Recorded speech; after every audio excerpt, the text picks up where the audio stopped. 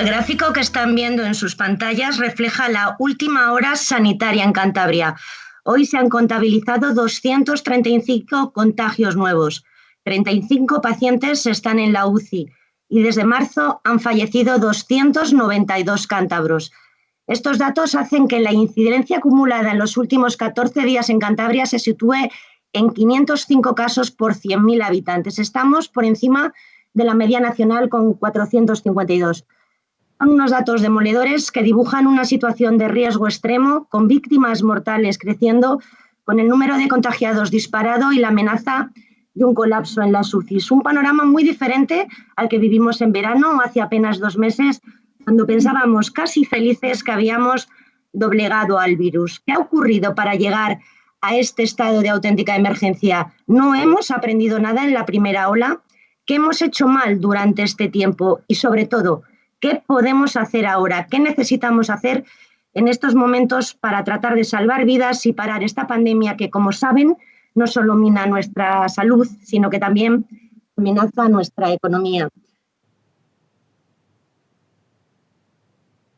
Buenas tardes, soy Leticia Mena y les invito a presenciar esta iniciativa impulsada por Líderes Cantabria en colaboración con el diario Montañés, en el que vamos a intentar responder estas preguntas. Y para encontrar respuestas no hay mejor vía que acudir a los expertos. Y en estos casos, los auténticos expertos son los profesionales del Hospital Valdecilla, con quien ya estamos en directo con su sala de juntas, que ya llevan casi 9 meses en la primera línea de combate contra el COVID.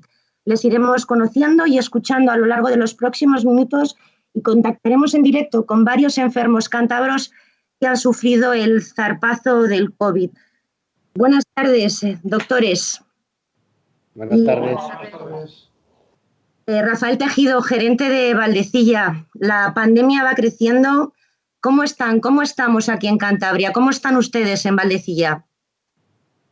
Bueno, estamos preocupados, estamos también cansados, lógicamente, pero estamos muy activos y estamos preparados para lo que nos está ocurriendo y lo que nos puede llegar, ¿no? Ahora mismo, como bien sabes, Leticia, y como bien has explicado, pues el impacto que hay en un hospital depende directamente de la situación de la comunidad, ¿no? Llevamos aproximadamente 1 mes en Cantabria con una tasa de incidencia creciente, que aproximadamente estamos diagnosticando 1.500 casos semanales. Y eso desde el punto de vista del hospital, ¿qué significa? Pues que todas las semanas tenemos cerca de 90 pacientes que ingresan en las unidades en la hospitalización convencional y tenemos aproximadamente 20 pacientes que ingresan en las unidades de cuidados intensivos. Hoy en el hospital tenemos una situación controlada, tenemos aproximadamente 82 ingresos en la hospitalización convencional y tenemos 36 pacientes en la unidad de intensivos. Tenemos, dado la respuesta que está haciendo el hospital con la reorganización que hemos hecho y sobre todo con el trabajo excepcional de los profesionales, pues tenemos ahora mismo, estamos dando una calidad asistencial excelente a los pacientes que ingresan por COVID y hemos podido mantener lo que es el hospital no COVID, que para nosotros esto ahora mismo también es muy importante. Tenemos 83 ingresados, pero con una reserva de hasta 130 camas. Tenemos 130 camas preparadas en hospitalización convencional y tenemos 36 en intensivos y con una reserva de camas de hasta 60. Por lo tanto, pues bueno, el impacto en el hospital es muy importante, la presión es importante, pero el hospital tiene una gran capacidad de respuesta. Pero si esto pues, se va prolongando, si la curva no empieza a descender, pues lógicamente la situación empeorará y tendremos que seguir haciendo y tomando medidas, ¿no? ¿Qué estamos haciendo mal los ciudadanos? Porque está claro que la responsabilidad al final no puede caer solo en ustedes, ¿no? Los ciudadanos debemos cumplir esas medidas sanitarias, pero hay algo que no estamos haciendo bien porque los datos son los que son y la situación en el hospital es la que es. ¿Qué estamos haciendo mal? No lo sé, es que hay muchos factores que influyen, ¿no? Y que se nos escapan, porque si nos ponemos a ver cuál ha sido la situación en el mundo o mismamente en España, comunidades que estaban estupendamente hace 1 mes ahora mismo están muy mal y supongo que hacen lo mismo, países que parecía que estaban en una situación perfecta, pues ahora mismo están incluso peor que España, así que buscar a veces razones de lo que está ocurriendo resulta complejo. Ya sabes que yo defiendo mucho que Valdecilla es un hospital totalmente integrado en la Sociedad de Cantabria, que la sociedad nos quiere muchísimo, nos trata fenomenal. Nosotros creemos que los ciudadanos en general se están comportando fenomenal y se están comportando muy bien siempre con el hospital, pero sí es verdad que ahora mismo lo que impera es que nos cuidemos todavía muchísimo más, ¿no? Muchísimo más, porque el impacto si no va a ser muy importante, ¿no? Entonces, en general, la ciudadanía que está haciendo, pues yo creo que un comportamiento adecuado, pero hay grupos que no lo están haciendo y que esto influye porque el virus se transmite muy, muy exponencialmente, con lo cual que sea una minoría no significa que el impacto no vaya a ser importante. ¿Un confinamiento como el que tuvimos en marzo sería bueno o es algo que todavía no se valora? No lo sé, porque, Leticia, yo no soy epidemiólogo y en ese sentido tengo que ser discreto, ¿no? A mí lo que me preocupa de las medidas que estamos tomando y viendo un poco cómo está yendo la evolución en Europa y en España es que estamos consiguiendo, digamos, de alguna forma frenar, incluso si quieres descender algo, pero incluso en los mejores casos estamos todavía con tasas de incidencia muy altas y cuando tienes ese suelo tan alto, una tasa de incidencia que bajas de 500 a 300, pero sigues teniendo 300 casos por 100.000 habitantes, es fácil que se vayan repitiendo las ondas o las olas, ¿no? Porque ya estás en una situación muy límite y a cualquier cosa que haya, movilidad, reuniones familiares, pues francamente pues sabemos que se van a repetir si no conseguimos bajar la incidencia por debajo de 100. Y esto es a mí lo que personalmente más me preocupa. Si hay que hacer medidas, pues para eso están los epidemiólogos. Yo desde mi punto de vista, pero es un punto de vista muy personal, prefiero medidas más duras, más drásticas y más recortadas, que nos bajen rápidamente la incidencia y que nos permitan cuanto antes abrir nuevamente la sociedad, nuestro modelo de vida y nuestra economía. Pero no soy ningún experto, así que no me hagas mucho caso, ¿eh? Entiéndelo como Por supuesto. una opinión personal simplemente, ¿no? Juan Carlos Rodríguez Borregán, jefe de Servicio de Cuidados Intensivos, que también está en esa sala de juntas de Valdecilla. Han cambiado muchas cosas para ustedes en su trabajo, ¿verdad? Sí, han cambiado muchísimas cosas. Han cambiado casi toda nuestra forma de actuar y dónde tenemos colocado el servicio ahora. Es decir, de cómo estábamos hace un año a cómo estamos ahora, pues hemos dado vuelta varias veces a toda la organización del servicio y hemos recolocado todo varias veces. Y bueno, pero esto es parte de toda la estrategia que se ha seguido a la hora de actuar en esta epidemia. Es decir, hemos marcado unas pautas y a medida que se iban pasando cosas, nosotros íbamos actuando y haciendo lo que teníamos que hacer. Hemos tenido que hacer muchas cosas y a veces en muy poco tiempo, sobre todo en la primera ola. Esta ha sido un poquito más lenta, nos ha dado tiempo a hacer las cosas más despacio. Además, pues ya habíamos vivido lo anterior, con lo cual teníamos una experiencia acumulada ahí de conocimientos de cómo manejar un poco la situación, y esta ha sido pues todo como más fácil que la primera, ¿no? ¿Y cómo están los ánimos de los compañeros? Porque claro, enfrentarse día a día a tantos pacientes en UCI debe ser agotador. Lo es. Es muy cansado, y es muy cansado física y mentalmente. Es decir, estamos teniendo ahora mismo casi el doble de pacientes que tendríamos en condiciones normales. Es decir, y estamos atendiéndolos pues igual de bien que lo hacíamos hace un año o hace 2 años. Es decir, que la calidad no ha disminuido ni lo más mínimo, con lo cual eso es un esfuerzo que tenemos que hacer entre todos a la hora de atenderles. Todo el mundo está trabajando más tiempo del que trabajaba antes, con más intensidad, y además pues las condiciones de trabajo, sobre todo con los pacientes COVID, pues el equipamiento, los EPIs y colocarse el equipo de protección individual hace que se añada un esfuerzo físico y unas limitaciones que empeoran todo un poco, ¿no? Doctor, cuando usted o sus compañeros ven en televisión, en los medios, en el diario Montañés, imágenes de esos botellones o de esas fiestas multitudinarias a veces, ¿qué sienten? A ver, es una dualidad, ¿no? Por un lado decimos que ¿cómo se está haciendo eso? No están viendo lo que está pasando, y por otro lado pues entendemos que la gente, todo el mundo quiere vivir una normalidad que hemos perdido hace unos meses, pero que era nuestra vida, es decir, era nuestra vida normal, que llevábamos años disfrutándola y la gente, pues todo el mundo se niega a prescindir de esto durante además un tiempo muy prolongado. Es decir, esto no es que durante un mes vamos a hacer un parón, es que llevamos así desde el mes de febrero-marzo. Y pues entiendes por un lado que todo el mundo quiere hacer cosas que formaban parte de nuestra vida normal y por otro lado dices, todo eso igual se podía hacer, pero con un poco más de cuidado y sin quitarse la mascarilla tantas veces, ¿no? Hablábamos esta tarde, ¿no?, de esas medidas que se podían tomar, y usted tenía claro una cosa, sabiendo que uno de los sectores más perjudicados está siendo la hostelería, y hay algo que decía, que la hostelería no es el problema, sino cómo nos comportamos nosotros en la hostelería.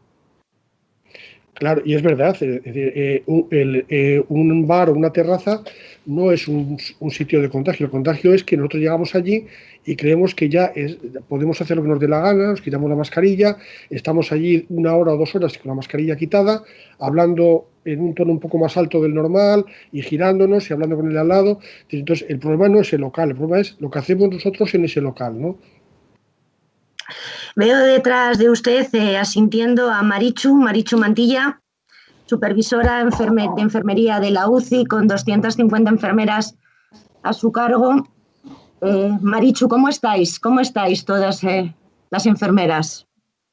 Bueno, pues, a ver, trabajar en la UCI ya es estresante de por sí, en situación normal. Ahora, como bien decía Juan Carlos, llevamos unos cuantos meses trabajando con nuestros pacientes de UCI normal y añadido con los pacientes COVID, con las limitaciones que eso supone y con el esfuerzo que se ha pedido a todo nuestro equipo de ampliar todas esas salas.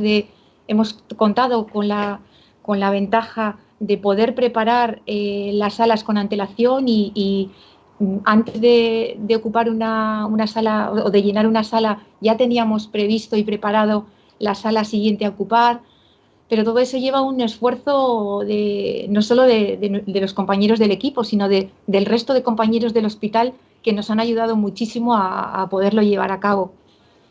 En general, yo diría pues eso, que estamos cansados por el esfuerzo titánico que se ha hecho, pero pues también entendiendo que la sociedad ahora mismo nos necesita y que estamos en el punto, uno de los puntos más estratégicos. Habéis vivido durante estos meses situaciones muy difíciles, con personas que estaban solas y que solo tenían vuestra compañía. Habéis quedado en los momentos más complicados, incluso habéis tenido que llamar a familiares, nos pedían que les llamarais para despedirse. Esos momentos tan duros la sociedad tiene que saberlos, porque al final es también una manera de saber lo que se vive ahí dentro, lo que vivís a diario. Cuéntanos alguna de estos días duros que habéis tenido. Sí, probablemente si yo tuviera que definir a nivel personal, y creo que mis compañeros seguramente están de acuerdo conmigo, cuál ha sido lo más duro de todo esto, ha sido la incomunicación o la falta de... para que se entienda bien, una enfermera de UCI o un profesional de UCI tiene un vínculo muy estrecho con el paciente. Estamos a pie de cama las 24 horas del día y eso supone que ríes, lloras, compartes con el paciente cantidad de cosas y con su familia. Y con estos pacientes, entre que el EPI ya es una barrera importante para, no sé, estamos muy acostumbradas a coger de la mano, a tocar, a tener una relación muy estrecha y muy cercana con ellos. Y de alguna manera el EPI solo te ven los ojos. Sí que es verdad que nos han tenido a nosotros y las experiencias y los testimonios cuando han venido a visitarnos, pacientes que han estado con nosotros, lo reflejaban así, lo acompañados que se han sentido con nosotros. Pero sí que es verdad, como te comentaba ayer, que hay experiencias muy duras y muy traumáticas de pues, pacientes que llegan y al poquito tiempo se deterioran muy rápido y hay que dormirles, hay que mantenerles sedados para poder aplicar el tratamiento adecuado. Y en ese momento hay que decirles que les vamos a dormir. Y sí que hemos vivido ahí alguna experiencia de, pues dura, de decirte, ¿me dejas despedirme de mi familia? ¿Puedo hacer una llamada para decirle a mi mujer y a mis hijos que me voy a dormir? Entonces, bueno, pues esas cosas, aún las veces que lo cuento me sigue emocionando. Normal. Eso es muy duro y probablemente sean, como profesionales, sea de lo más duro que hemos vivido. Y yo llevo 30 años trabajando en este hospital, que quiero mucho, pero sí que es verdad que está siendo duro y cuesta llevar todos los días este ritmo de trabajo, llegar a casa, saber que tienes que volver al día siguiente. Bueno, pues estamos cansados y necesitamos eso, un poco de apoyo y que no caiga sobre nosotros todo el peso de la responsabilidad. Nosotros estamos aquí y yo creo que los ciudadanos tienen que saber que cuentan con los mejores profesionales, porque los tienen, pero que también necesitamos esa parte de ayuda desde el exterior. ¿Qué razón tienes? ¿Qué razón tienes? Mira, y tenemos con nosotros aquí a Lidia Zamanillo, una paciente que estuvo ingresada unos cuantos días con vosotros, 20 días en planta y 2 meses después en rehabilitación. La estoy viendo emocionada porque fuisteis vosotros los que la cogisteis de la mano en unos momentos muy complicados. Lidia Zamanillo, buenas tardes. Buenas tardes. Me he emocionado con lo que ha contado Marichu, porque al final lo vives en primera persona. Estás solo en esa situación y el único apoyo que tienes son ellos, con los recursos que tienen, porque cuando a mí me pasa que es en la primera ola apenas tienen recursos y bueno, es duro y a día de hoy todavía pues sigo con secuelas. Cuéntanos, Lidia, cuéntanos, ¿cómo estás? Tienes 31 años, sí, eso es, no tenías patologías previas, eras una chica normal que hacía su vida normal. Eso es, mi vida normal, mi vida ha cambiado completamente y bueno, ahora me cuesta vivir, por así decirlo, porque vivo 24/7 cansada. Bueno, gracias al apoyo de mi familia y demás, pues consigo hacer un poco una vida diaria. Solo trabajo 3 horitas en un colegio y bueno, me canso al respirar, sigo con febrícula, con tos, sigo yendo a rehabilitación. Y bueno, escuchar, por ejemplo, a Marichu, eso me ha tocado porque bueno, yo también celebré mi cumpleaños en el hospital ingresada. Y gracias a ellos, pues bueno, tuvieron el detalle de hacerme una fiesta sorpresa, por así decirlo. Y bueno, me tiré todo el día llorando, siendo sincero. Bueno. Claro, porque esas imágenes las tenemos, vemos cómo entran los médicos con un sobao y una vela. ¿Cómo recuerdas aquel momento? Porque al final los sanitarios eran tu familia. Eso es. Para mí, creo que no se me van a olvidar los 31. Me hicieron la sorpresa. Yo tampoco sabía muy bien cómo reaccionar, porque tampoco quería acercarme demasiado, porque también tiene la responsabilidad de transmitirles a ellos el bicho, ¿no? Y bueno, no se me va a olvidar en la vida porque estuvieron mi médico que estuvo de seguimiento, su equipo, todas las enfermeras, auxiliares, o sea, estuvieron todos. Y la verdad que lo recuerdo con mucho cariño. Pues Lidia, ¿qué mensaje te gustaría lanzar a todos los lectores del Diario Montañés que nos están viendo? Porque tú efectivamente no tenías ningún tipo de patología, el virus apareció en tu vida, no sabemos dónde. Eso es. ¿Qué te gustaría decirles? A mí lo que me gustaría decir es un poco de responsabilidad. O sea, yo creo que todo este segunda ola y todo esto que estamos viviendo es por la responsabilidad de cada uno. Perdón. la responsabilidad de cada uno. Muy bien lo decían en la hostelería, pero es que lo ves en los parques. Simplemente es muy difícil. Yo entiendo que es complicado porque una normalidad que teníamos nos la han quitado, pero es difícil, vale, respirar con mascarilla, pero es más difícil no poder respirar. Entonces, para mí, yo apelo a la responsabilidad de los jóvenes, sobre todo, porque, vale, los jóvenes salen, pero tú llegas a tu casa, tienes personas mayores y puede ser que igual no salgan. Muchísimas gracias, Lidia. Hablabas de tener el miedo a contagiar a los médicos y nos acompaña en esa sala de juntas Héctor Alonso, médico de urgencias y el jefe de estudios de los 300 residentes que están en Valdecilla, y además fue uno de los primeros médicos que se contagió. Héctor Alonso, buenas tardes. Buenas tardes. ¿Cómo estás? ¿Tú tienes algún tipo de secuela? Porque te vemos que vuelves a estar trabajando en primera línea. Sí, afortunadamente yo tuve una infección con muy poquitos síntomas y enseguida rápidamente me reincorporé otra vez a mi labor profesional.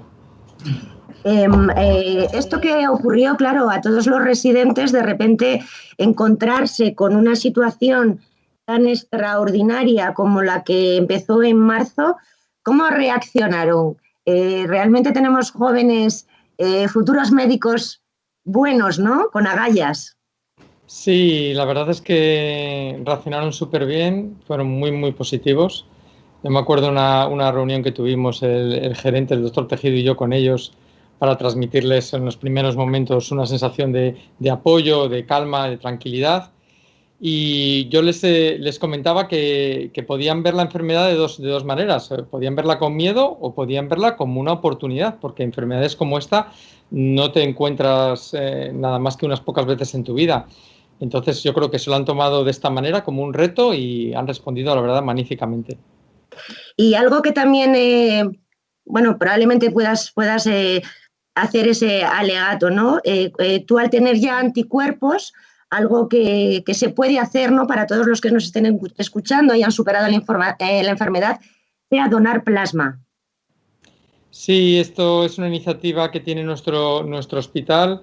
La verdad es que uno de los tratamientos más útiles en los pacientes gravemente afectados en los primeros días de la enfermedad es la administración de plasma hiperinmune. Y bueno, pues yo animo a toda la gente que haya tenido el COVID y que lo haya superado bueno, pues que está abierta la puerta para poder donar plasma, que puede ser muy necesario para salvar las vidas de nuestros conciudadanos. Y quien quiera hacerlo, ¿qué debe hacer?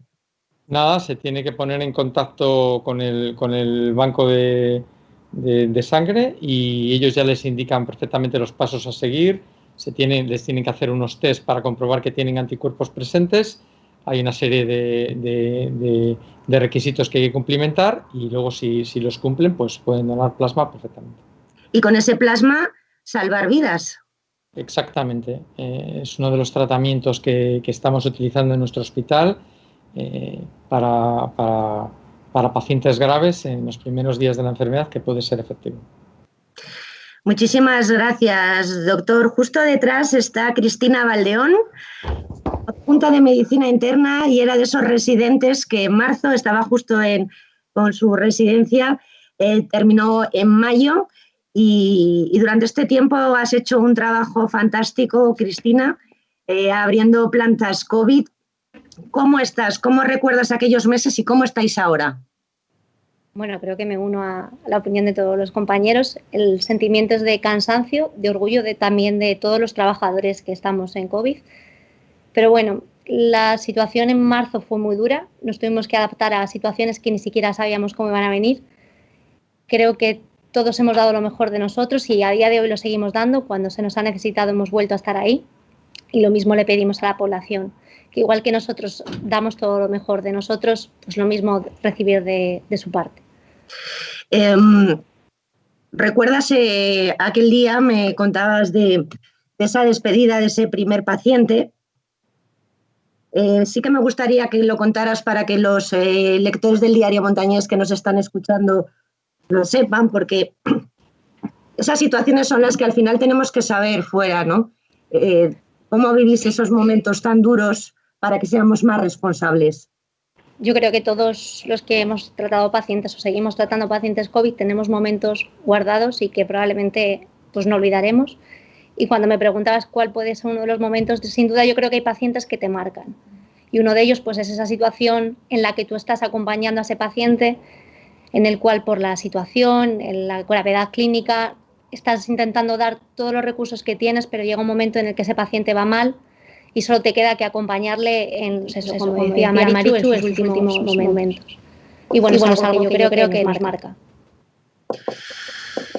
Qué duro.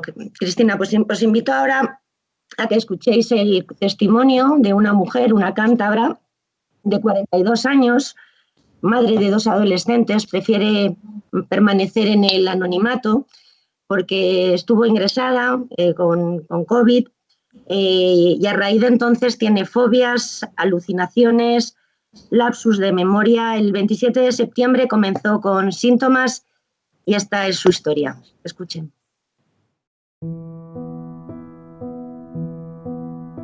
A día de hoy me ha cambiado la vida por completo. Yo a raíz de ser negativa intenté volver a rehacer mi vida y me encontré pues con grandes obstáculos. Yo salgo a la calle, empiezo a ver sombras que me persiguen.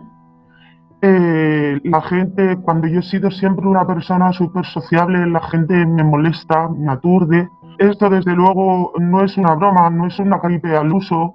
Todos vamos a pagar secuelas. Mi secuela más grande es la memoria. Tengo 42 años y tengo la memoria ahora mismo de una persona con un Alzheimer avanzado.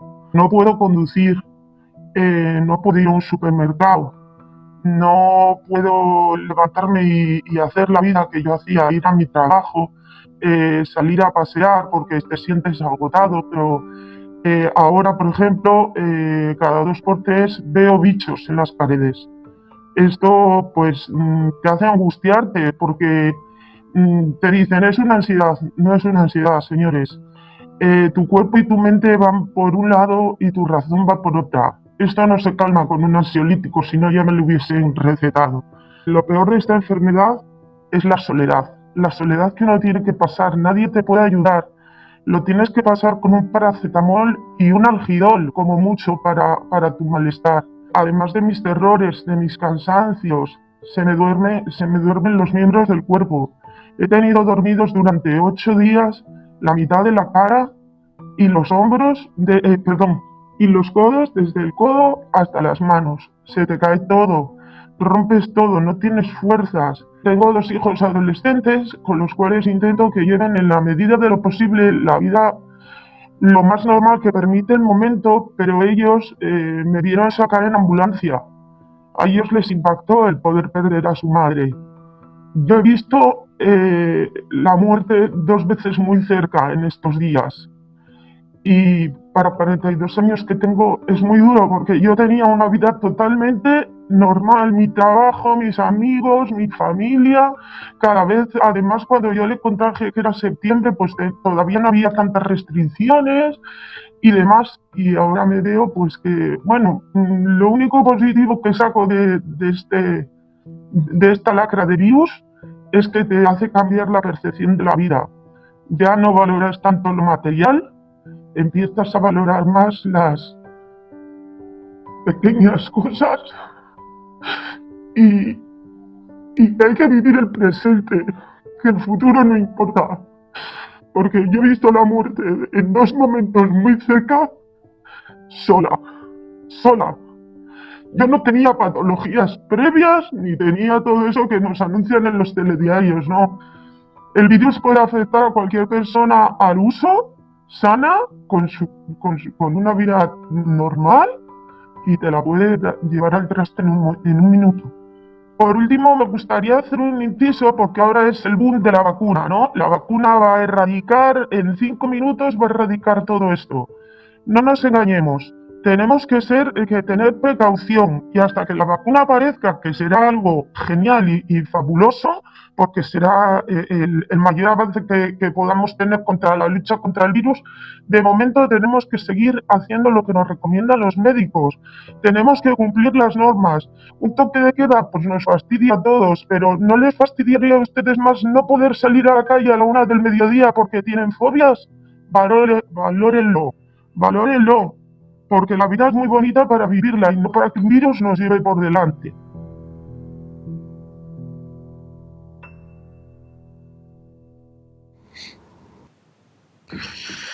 Un testimonio durísimo de una mujer de 42 años, sin patologías previas. Jesús Artal, jefe de psiquiatría de Valdecilla. Estos síntomas, ¿no?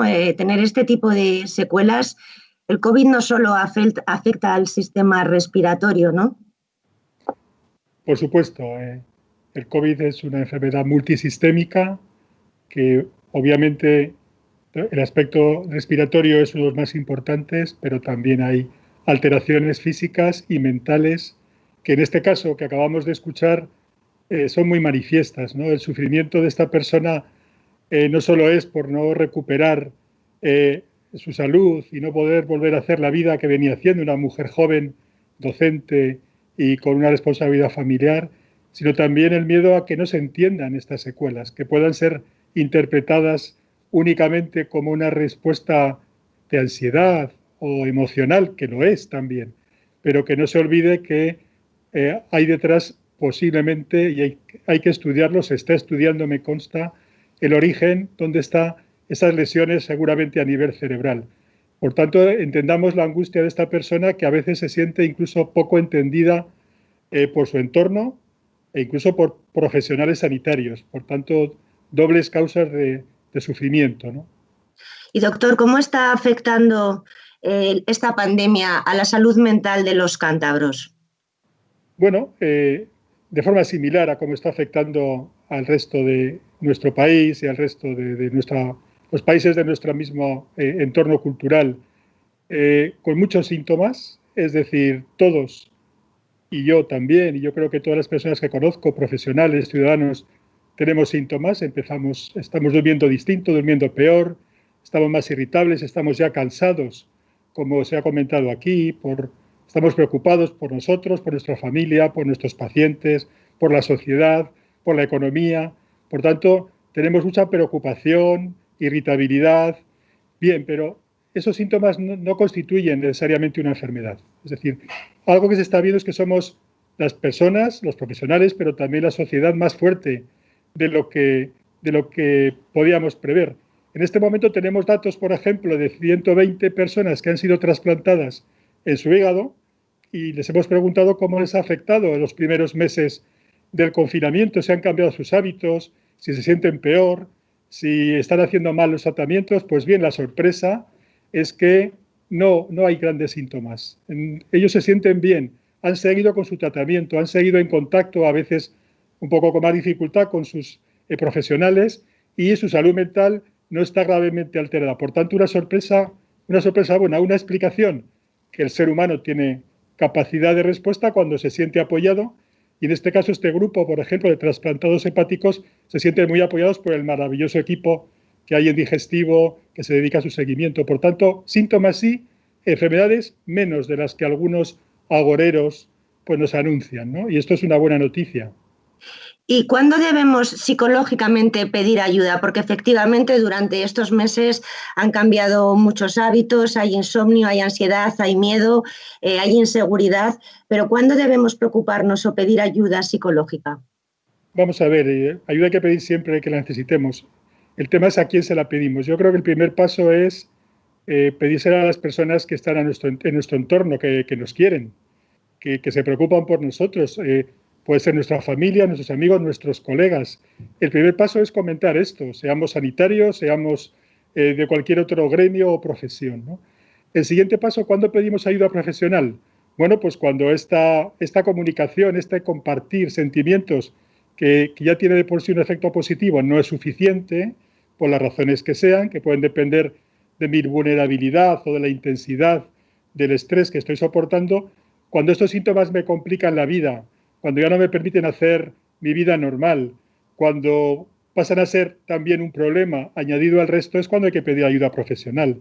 Pero primero tenemos que aprender a comentarlo con los que tenemos cerca, y ahí sí que es una asignatura pendiente, desde luego en los sanitarios. Nosotros estamos estudiando el tema en nuestro país, en nuestro hospital, y vemos que mis compañeros, que están haciendo un trabajo excelente en primera línea, y también hay servicios que están en segunda línea, que a veces son menos visibles trabajando, es que no piden ayuda, vamos, ni aunque les apuntemos con una pistola. Es decir, yo creo que decimos que estamos cansados, pues empecemos a comentarlo, empecemos a hablarlo, empecemos a pedir ayuda cuando hace falta. Yo creo que ahí sí que tenemos que dar ese paso, nos cuesta pedir ayuda. Conectamos, muchas gracias, doctor Artal. Conectamos en directo con Renedo, donde está precisamente una médico de urgencias de atención primaria. Estuvo una semana ingresada con neumonía bilateral y gastroenteritis, pero la vida le ha cambiado completamente. Buenas tardes, Ana Dalia, desde el Centro de Salud de Renedo. Buenas tardes, no sé si me oís. Perfectamente, perfectamente, Ana. Lo has pasado francamente mal. El 19 de marzo cambió tu vida. ¿Qué secuelas te han quedado? Inicialmente estuve ingresada una semana, no estuve en intensivos, estuve en planta, y luego la recuperación inicial fue buena. Enseguida me empecé a encontrar bien y al mes, 6 semanas, estaba ya otra vez trabajando y haciendo guardias. Fue como un subidón el volver a trabajar, el volver que podía estar con mis compañeros, porque me había sentido muy culpable de haber estado mala y no haber podido estar ahí dándolo todo. Entonces, los 2 primeros meses fueron fantásticos, me encontraba bien, pero a partir de ahí, o yo me quería encontrar bien. A partir de ahí han empezado a aparecer un montón de efectos secundarios de todo tipo, desde cefalea continua, náuseas, dolores musculares, articulares, ansiedad, insomnio, etcétera. Bueno, pues ahí vamos, intentando llevarlo lo mejor posible y dándole la vuelta un poco a todo, y a mí lo que me hace seguir adelante es pues venir a trabajar. Porque mucha gente me dice, pues cógete la baja. Pues no, a mí lo que realmente me hace sentir bien es venir a las guardias, y parece que siento como que pues hay que pasarlo, que ya me iré encontrando mejor y que día a día. Una de las cosas que no se te ha borrado ni se te borrará es la soledad que sentiste durante esos días. Tremendo, cuando pasas al otro lado, tú eres médico y tú siempre pues estás al otro lado. Cuando pasas a ser paciente, te das cuenta de muchas cosas, y para mí ha sido una lección a mí misma de aprendizaje, en el sentido de que a veces no nos damos cuenta qué mal lo pasan los enfermos. Entonces, de pasar de ser médico a ser yo enfermo, una soledad tremenda. Además, fue muy al principio, cuando todavía el personal no estaba muy entrenado. Eras como una apestada, nadie quería entrar a las habitaciones, que yo lo entiendo, porque la gente tenía mucho miedo. Entonces, te sentías muy sola, horas y horas sin hablar con nadie, sin saber muy bien lo que iba a pasar, y sobre todo encontrándote muy mal. Entonces, muy duro. Y a día de hoy se me viene muchísimas veces a la cabeza esa soledad, ese rato de incertidumbre cuando estás en urgencias, que no sabes lo que va a pasar contigo, sola, sin que nadie se quiera acercar, muy, muy duro. Y yo creo que en lugar de ir superándolo, cada vez se me viene como más a la cabeza, y cada vez que veo algo en la tele o veo a alguien me siento tan identificada que es duro de llevar. Ana, pues muchísimas gracias por tu testimonio. Todos los que habéis superado esto sois unos auténticos valientes. Me resulta sorprendente que digas que lo que te está salvando la vida es trabajar y estar ahí en primera línea en las guardias, y teniendo que salir en cualquier momento que se te necesita. Así que, como a todos los sanitarios, muchísimas gracias. Gracias, Ana, por el trabajo que sigues haciendo y por la fortaleza que has aprendido de todo esto. Gracias a vosotros. Pues, doctores, en Valdecilla tengo una carta para ustedes. Supongo que recordarán, porque yo creo que, como decía antes Cristina, hay historias que no se olvidan, pero la historia, cuando hay un niño, esas historias probablemente te descolocan, ¿no? Que por muy profesionales que sean. Y los padres de aquel niño que estuvo un mes casi con vosotros, os han escrito una carta que voy a pasar a leeros porque creo que son de estas cosas que tiene que saber todo el mundo. Somos los padres de un niño de 8 años que a finales del mes de abril sufrió las consecuencias del coronavirus. El confinamiento lo vivimos expectantes, como muchas otras familias, como algo que esperas que no te toque. Sin embargo, el último fin de semana de abril el niño empezó a sentirse mal, décimas, vómitos y decaimiento. Al llevar confinados desde mediados de marzo y con los dos teletrabajando, ni se nos pasó por la cabeza lo que nos venía encima. El lunes, como no mejoraba, nos pusimos en contacto con nuestra pediatra, Blanca, del Centro de Salud Camargo Costa, y nuestro ángel de la guarda particular. Ella supo ver que la sintomatología de Luis no era normal y reaccionar a tiempo. Visita al centro de salud y derivación a urgencias de pediatría Maldecilla. Esa decisión y las siguientes que tomaron en el hospital fueron las que salvaron la vida de nuestro hijo. Una vez en observación, empezó a empeorar. Le hicieron pruebas y daban negativo. El virus no estaba activo, pero las piezas no encajaban. Ir y venir de sanitarios, pruebas y más pruebas, de observación a cuidados intermedios y de allí a la UCI. El pronóstico era grave y la serología daba positiva en anticuerpos, y aunque el virus no estaba activo, tenía que quedarse ingresado y tuvierais y acondicionasteis en tiempo récord una planta para poder tratar a un niño. Empieza la pesadilla. Casi al mismo tiempo empiezan a llegarnos mensajes de amigos difundiendo una recomendación de la Asociación Española de Pediatría. Todo cuadraba. No acabábamos de entender muy bien lo que pasaba, pero si los niños no eran un grupo de riesgo, pero si nosotros hemos estado en casa y no hemos salido, pero ¿por qué nosotros? Lo que peor llevamos era no poder estar con él todo el tiempo, pero el ver cómo todo el hospital se volcaba era lo que nos daba fuerzas todos los días.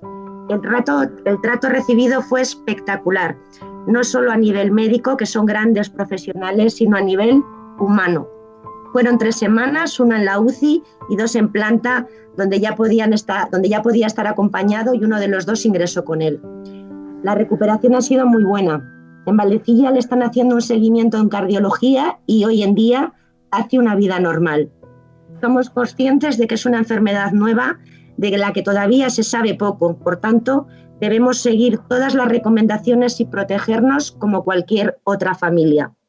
Queremos aprovechar esta oportunidad para volver a dar las gracias a todas y cada una de las personas que salvaron la vida de nuestro niño.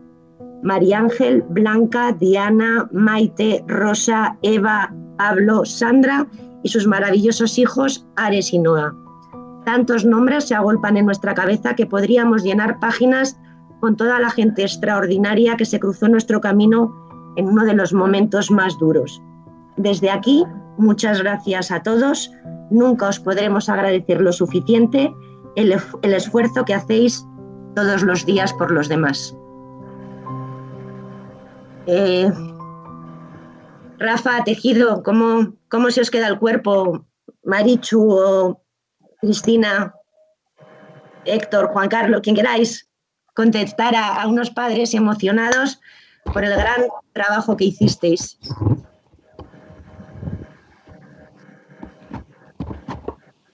Bueno, nos emociona y mucho, nos reconforta, nos da fuerzas, y eso es lo que pretendemos, ¿no? En el fondo también somos unos afortunados por vivir esto, ¿no? Y se lo agradecemos mucho, se lo agradecemos enormemente, porque para nosotros es la vitamina de cada día, ¿no? Lo que nos dicen nuestros pacientes, nuestros enfermos, los familiares. Marichu lo ha contado antes muy bien. Tenemos una enfermedad que nos separa mucho de los pacientes, nos incomunica. Tenemos EPIs, esos EPIs ni siquiera nos ven los gestos, las caras.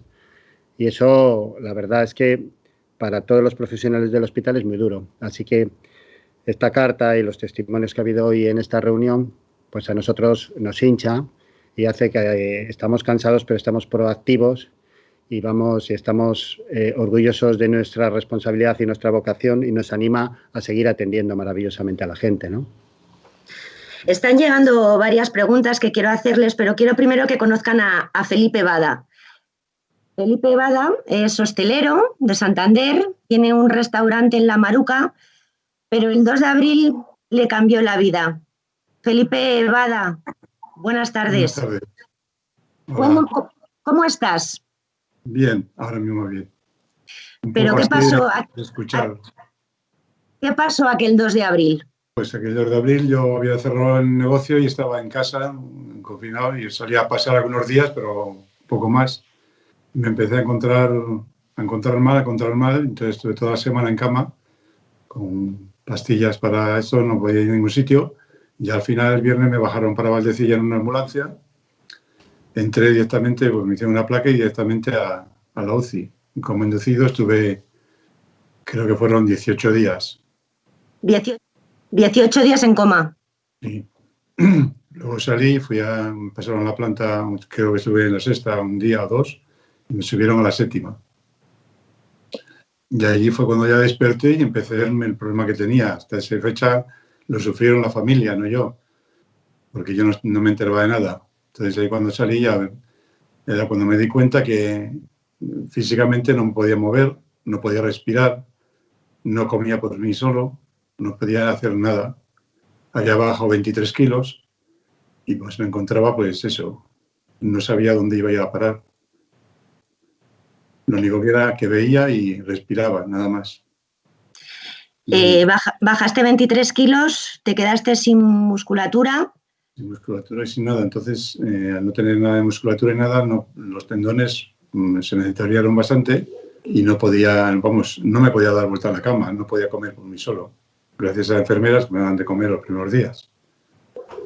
Y me decían todo. Entonces estuve allí hasta el 20 de mayo. Y para el 20 de mayo tenía una fisio todos los días, por cierto, muy maja, que fue la que me enseñó pues a respirar lo primero y poco a poco ir dando los primeros pasos. Y poder levantarme. Y bueno, pues ahí estuve hasta el 20 de mayo que me dieron el alta porque me querían llevar a otro sitio a hacer rehabilitación, pero lo que me faltaba era musculatura, no podía hacer otra cosa. Entonces me fui a casa y en casa, pues como soy de buen comer, pues enseguida cogí peso y hasta junio que me llamaron otra vez de Valdecilla para ir a hacer rehabilitación. Y estuve haciendo rehabilitación pues hasta ahora, hasta el 20 y tantos de octubre. De no poder moverte a coger un andador, ahora todos los días proponerte andar entre 6 u 8 kilómetros a diario. Sí, ya me ha costado, pero poco a poco pues, he ido, pues, ya lo hacía antes, que era lo que me decía el médico que me había salvado, es que antes andaba, como soy diabético, pues andaba mucho. Entonces, la musculatura que tenía en las piernas y en el cuerpo era de que andaba todos los días. Como me gusta mucho comer, lo único que podía hacer era andar para bajar el azúcar. Y eso es lo que me ayudó un poco a no haber caído de todo. Y Felipe, ¿qué le dirías a todos los que nos están viendo? Hombre, pues que le diría a la gente que no lo ha pasado, que no es un juego, que te cambia mucho la vida.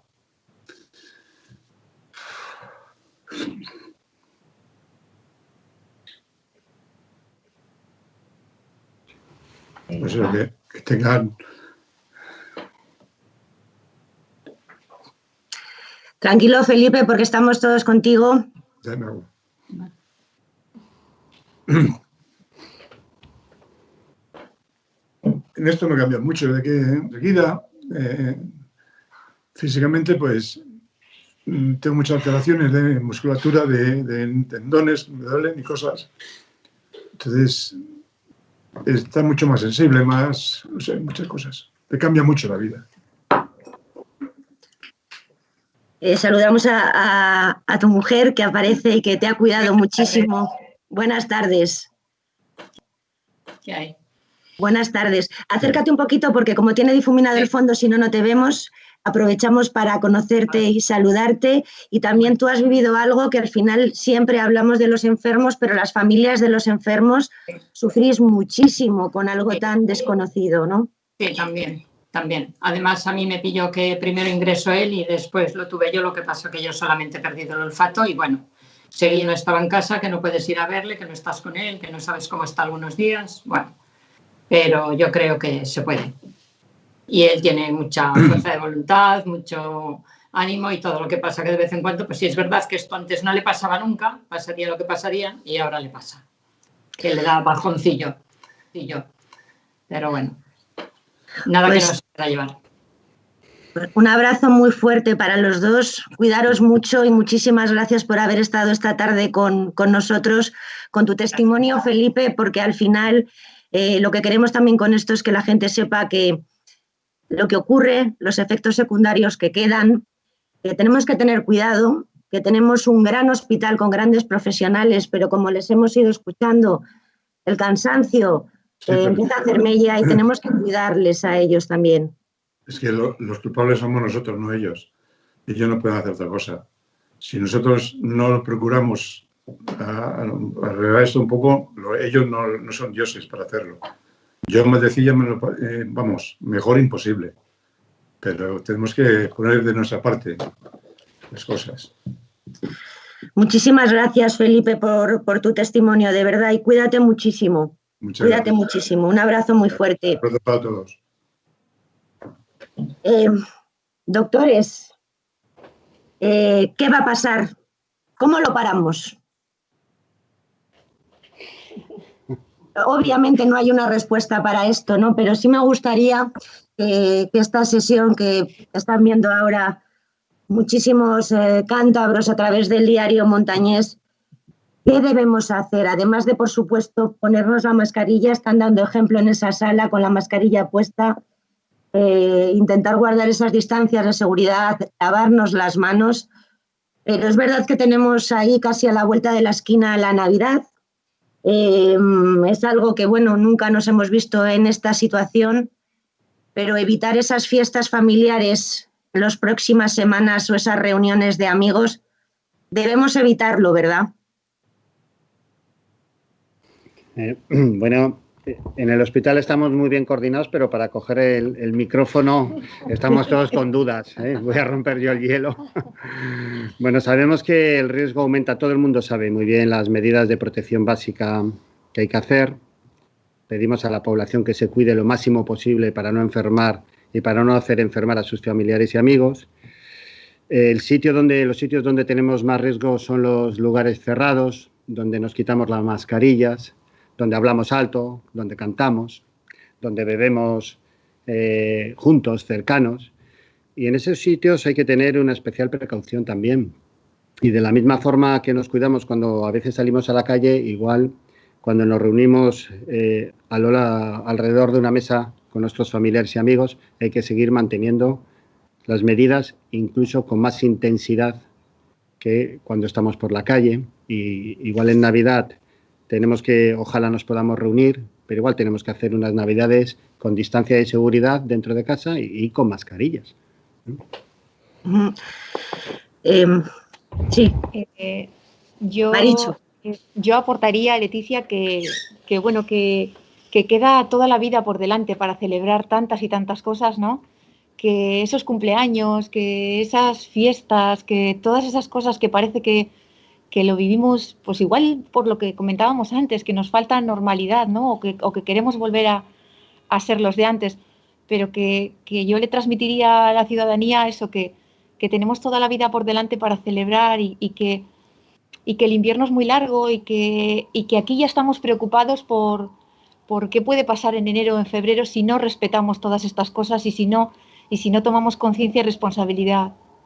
Claro, porque todavía la gripe no ha llegado, hemos tenido unas temperaturas muy buenas, eso está por llegar como todos los años y además estas fiestas familiares de por medio.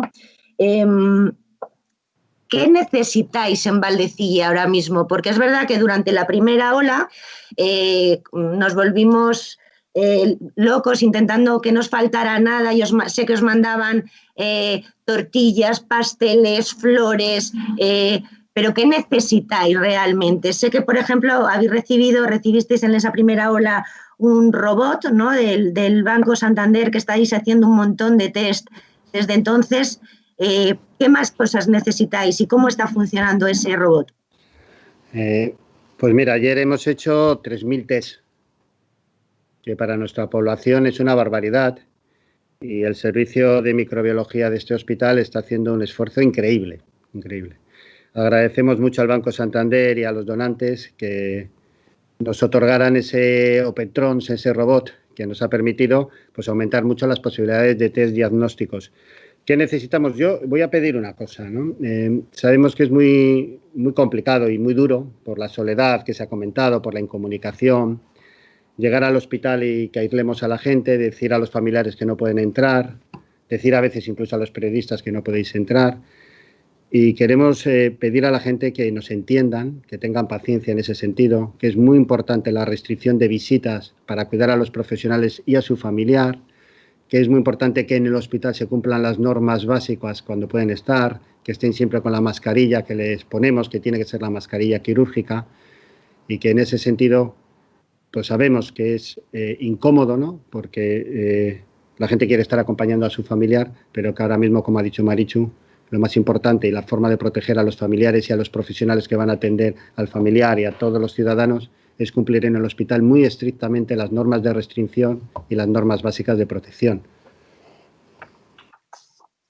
¿Alguno más nos dice qué necesitáis desde cada uno de vuestros departamentos, además de efectivamente lo que acaba de comentar Rafa? ¿Necesitáis algo? Héctor.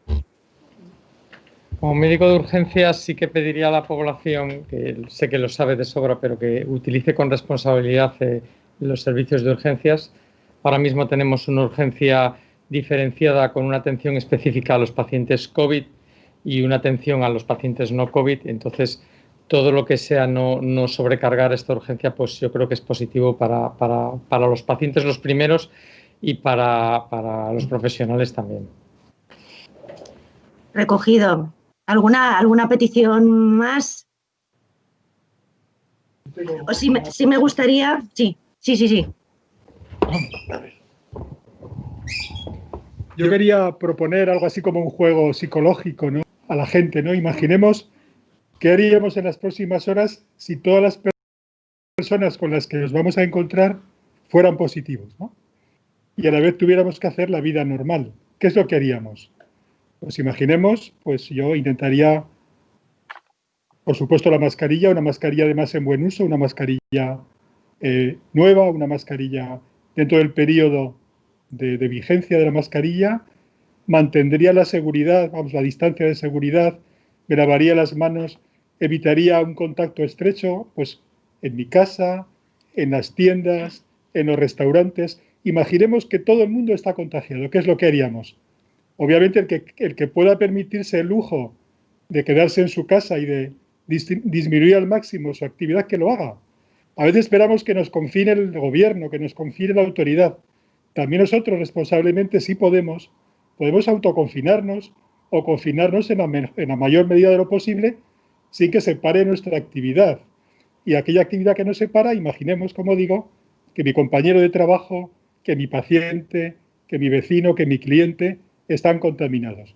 No quiero con esto sembrar el pánico y que salgamos corriendo, pero sí que mantengamos el tipo y extrememos durante las próximas 2, 3, 4 semanas este pensamiento, este juego que os propongo, y yo creo que eso nos haría ser mucho más cuidadosos y no perder, digamos, esa idea de que el trabajo que hay que hacer está sobre todo fuera de Valdecilla.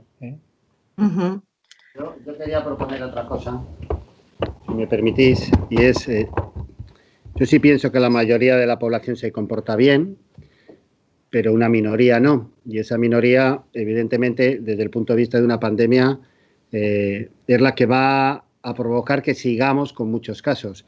Entonces, aquellos que se comportan bien, pero que tienen alguna persona cercana que no cumple las normas, que seamos proactivos y le expliquemos, intentar ser mucho más responsable para evitar que una persona pueda contagiar a un gran número de ellos, ¿no?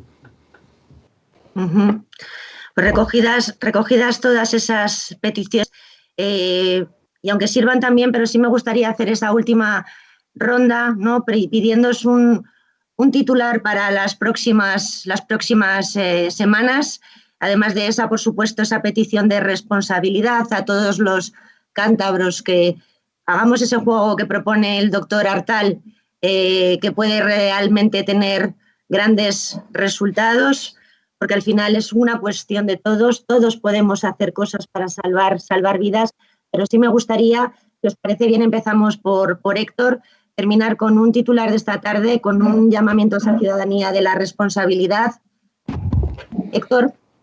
Bueno, sobre todo que se sigan extremando las medidas de distanciamiento social y protección. El virus al que nos enfrentamos en esta ola es un virus que ha mutado y que tiene una infectividad muchísimo más alta.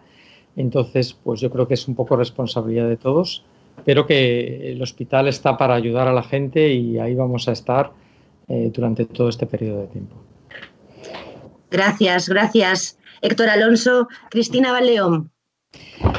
Bueno, yo transmitir, después de todo lo que hemos comentado, un mensaje de tranquilidad, que estamos y seguiremos estando como hemos estado desde el principio, que estamos preparados y que simplemente pues, que intenten ayudarnos en la medida de lo posible.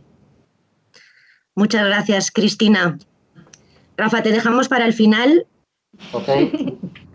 Pasamos el micrófono a Marichu Mantilla. Bueno, yo un poco en la misma línea, pedir ayuda al exterior. Insisto en que tenemos la responsabilidad de cuidar y de salvar la vida de los pacientes, pero insistir un poco en que esto no tiene edad y no tiene y afecta a todo el mundo, y que esa vulnerabilidad y esa indefensión con la que vemos a los pacientes todos los días, pues a nivel de colectivo nos va a hacer también claudicar de alguna manera, y si no recibimos esa ayuda, tiene que ser entre todos que lo consigamos. Juan Carlos Rodríguez Borregán. Mira, hemos tenido el testimonio de Lidia, de Felipe, de Ana, y seguro que como ellos en Cantabria habrá cientos de personas que nos pueden contar, pero hay más de 200 personas a las que no vamos a poder entrevistar, y 200 familias que están echándoles de menos, y muchos amigos que están echándoles de menos. Que esto no es una broma, que no es un juego, que las personas somos vulnerables, y esta es una enfermedad devastadora que causa muchísimo daño y además no tiene límite. Es decir, o hacemos algo por pararlo y se para en la calle, no se para en el hospital, o si no, va a seguir haciéndonos daño. Muchas gracias, Juan Carlos. Jesús Artal. Hola. Tenemos un hospital que quiere estar a la altura de los ciudadanos de Cantabria, y queremos que los ciudadanos de Cantabria estén a la altura de este hospital también. Gracias, Jesús. Y terminamos con Rafael Tejido, gerente de Valdecilla. Rafael, además te voy a decir una cosa ahora que nos están escuchando unos poquitos.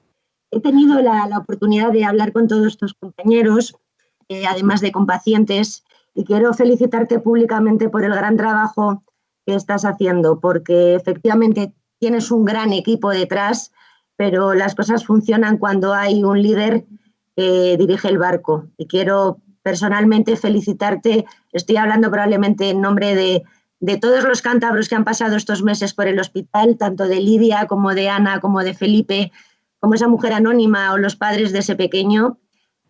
Muchísimas gracias de verdad por el trabajo que estás haciendo, por tu profesionalidad y por algo que creo que queda muy patente, y es tu humanidad. Claro, son amigos. Pero saben que no miento. Ya. Bueno, gracias. Mira, el hospital no está jerarquizado, hemos sido como una red. Yo siempre digo que nos juntamos mucho y que hemos dado una respuesta conjunta, y ha sido incluso emotivo. A mí me pasa un poco al contrario, me siento muy orgulloso y afortunado. No es la mejor época para un gerente, desde luego, ¿no? Pero me siento muy afortunado de representar a los profesionales de Valdecilla y al Hospital Valdecilla. Me emociona oír los testimonios que hemos oído hoy en esta sala, de que hablan tan excelentemente del hospital y cómo les hemos tratado y cómo les hemos querido, ¿no? Así que yo en ese sentido solo puedo dar palabras de agradecimiento, ¿no? Y me siento pues contento del trabajo que estamos haciendo todos en el hospital y también la dirección, yo solamente puedo hablar maravillas de mi equipo, ¿no? Y somos todos un grupo. Yo lo único que diría por acabar es que se cuide la gente, que parece que hay una luz, que parece que salen las vacunas, que es posible que dentro de unos meses empecemos a ver esa luz del túnel, que lo vamos a tener pronto, que es ahora muy importante en ese sentido que nos cuidemos, que cuidemos a todos nuestros amigos, a todos nuestros seres queridos, a nuestros vecinos, y que cuando la gente venga al hospital sabiendo que el hospital va a tener un impacto y que lo tiene y que tiene una enorme presión, porque efectivamente está siendo una ola muy potente, pero el hospital va a estar siempre capacitado para dar una respuesta excelente, con calidad asistencial a los pacientes con enfermedad COVID y a los no COVID. Y yo de eso me siento orgulloso de este hospital. Ha estado, como dice Jesús, muy a la altura de lo que a nosotros nos ha dado la ciudadanía de Cantabria y nos sentimos orgullosos de haberlo retornado. Muchísimas gracias, Rafa. Muchísimas gracias a todos los que nos estáis viendo a través de la web del Diario Montañés. Gracias a Lidia, a Ana, a Felipe, a los padres de ese pequeño y a esa mujer anónima que es el que nos está viendo. Os mandamos muchísima fuerza. Ojalá sepamos el resto de la población hacerlo bien para que, aunque os hayan cambiado muchas cosas de la vida, de alguna manera se quede en un sueño. Y terminamos con esa cifra que decía antes el doctor Rodríguez Borregán, 292 cántabros que ya no están. Ojalá esa cifra seamos capaces de contenerla. Nos vamos. Muchísimas gracias a todos a los que nos habéis seguido a través del Diario Montañés. Gracias a los patrocinadores de Líderes Cantabria por hacer realidad estas pequeñas y grandes acciones. Y os dejamos con música. Hay una cantante cántabra, Reyes Soña, en el confinamiento escribió una canción que se hizo viral. Hoy nos ha cedido esa canción para terminar con ella, después de haber escuchado todo lo que nos han dicho desde Valdecilla, los enfermos que han padecido esta terrible enfermedad, seamos conscientes de la suerte que tenemos de estar bien y que todo pasará. Y como decía Marichu, ya habrá tiempo de celebrar. Lo importante ahora es que se cuiden, porque si tú te cuidas, estás cuidando a los demás. Buenas tardes.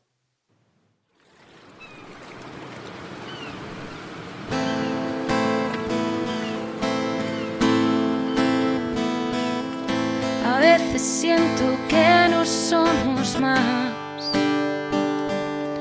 que pájaros que vuelan en busca de un hogar.